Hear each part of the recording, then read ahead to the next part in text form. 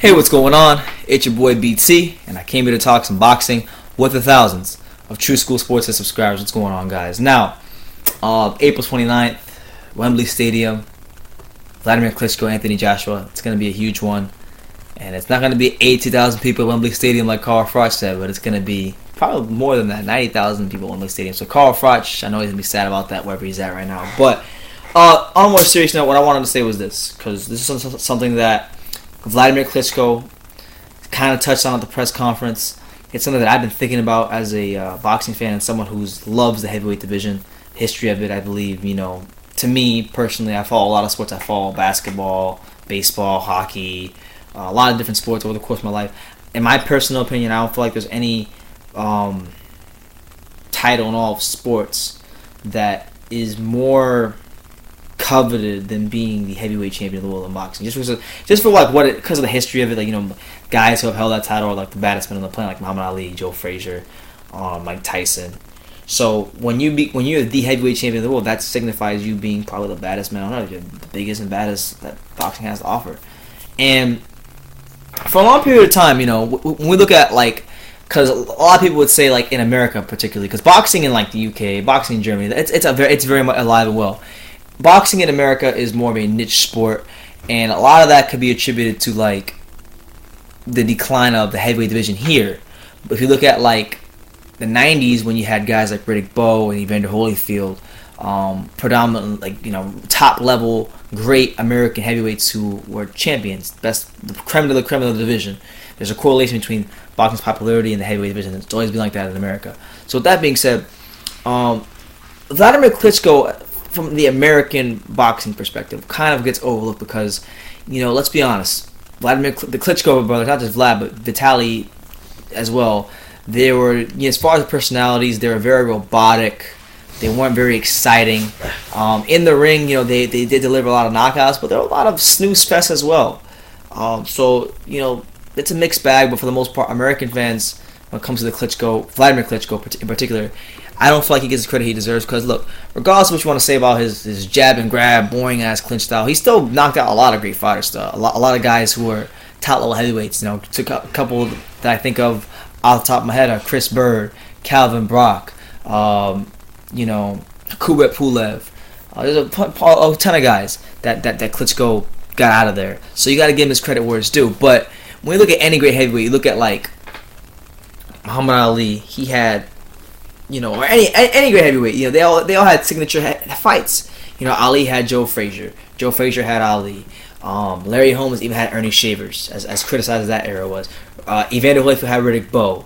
Lennox Lewis had, Mike Tyson. Lennox Lewis had Vitaly Klitschko. Lennox Lewis had all kinds of different guys. Joe Lewis had Max Schmeling. The list goes on and on about the heavyweight division. But when we look at Klitschko, because of, I would say, the lack of the era he was in, the lack of talent, just being so much better than everybody, there was really never an opportunity for him to have a signature fight. And now, on the latter stage of his career, with him being older, maybe not as physically dominant as he once was, and now him fighting a young guy like Anthony Joshua, who many pegged to be the future of the sport, in a massive venue like Wembley Stadium, I think for the first time in his entire career, as long as it took, well, I wouldn't say the first time, but one of the only opportunities he's had to truly have a signature fight has arrived for Wladimir Klitschko, and he even touched on that a little bit. And I think, people are going to look at Anthony Joshua as this is coming out party, but do not sleep on Wladimir Klitschko. You don't become a Olympic gold medalist / world champion in boxing by being a ring-eating fighter. You got to really be a talent in the sport to some degree to do what Klitschko has done for the number of years he's done it. And this is his chance, right? A lot of people say, well, Klitschko's boring, Klitschko's robotic, Klitschko didn't fight anybody, Klitschko didn't have a signature fight. This is that chance. This is that chance to truly put a stamp on what's been a great career. And look, I'm gonna say it right now.